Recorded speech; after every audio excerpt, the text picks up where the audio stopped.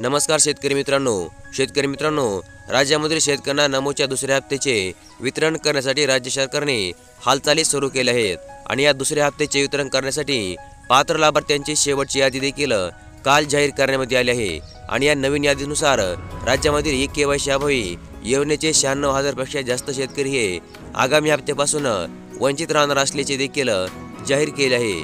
तर मग काय सविस्तर अपडेट आणि या नवीन अपडेटनुसार आता किती लाभार्थ्यांना पुढील हप्ता देण्यामध्ये येईल आणि नेमका कधी देण्यामध्ये येईल याबद्दलची सविस्तर माहिती जाणून घेण्यासाठी आजचा व्हिडिओ नक्की शेवटपर्यंत पहा।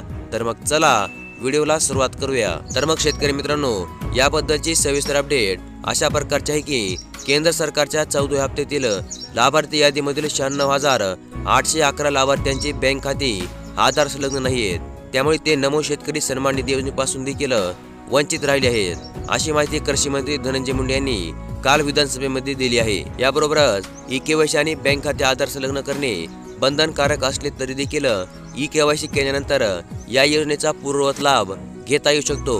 तसेच ज्या लाभार्थ्यांनी सलग 3 वर्षे आयकर परतावा भरला आहे अशा शेतकऱ्यांनाच या दोन्ही योजनेचा लाभ आता नकारला आहे, अशी माहितीही कृषी मंत्र्यांनी यावेळेस दिली। तसेच नाना पटोले, बाळासाहेब थोरात यांच्यासह अन्य सदस्यांनी हा प्रश्न उपस्थित केला होता।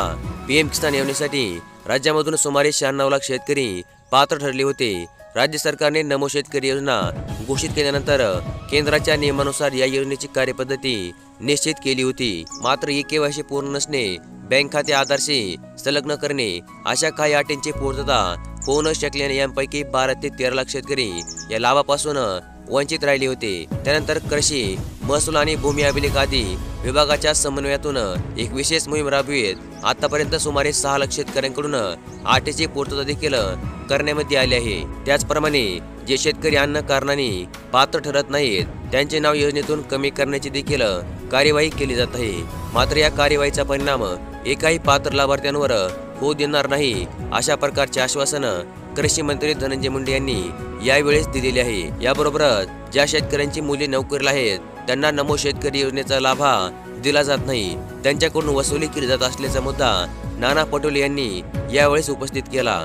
यावर ज्या शेतकऱ्यांनी 3 वर्षे आयकर परतावा भरला आहे अशा शेतकऱ्यांकडूनच वसुली सुरू असल्याचे देखील कृषी मंत्री धनंजय मुंडे यांनी यावेळेस सांगितले। तसेच जे शेतकरी या योजनेअंतर्गतच्या सर्व नियमाच्या चौकटीमध्ये बसतील अशा सर्व पात्र लाभार्थ्यांच्या बँक खात्यांमध्ये आता लवकरच दुसऱ्या हप्त्याचे वितरण करण्यामध्ये येणार असल्याचे देखील कृषी मंत्री धनंजय मुंडे यांनी यावेळी स्पष्ट केले। आणि अशा प्रकारची एक अत्यंत महत्त्वपूर्ण अशी अपडेट आज आपण या व्हिडिओमध्ये पाहिली आणि अशाच प्रकारच्या अपडेटसाठी आपल्या चॅनलला नक्की सबस्क्राईब करून ठेवा। व्हिडिओ देखील लाईक करा। धन्यवाद।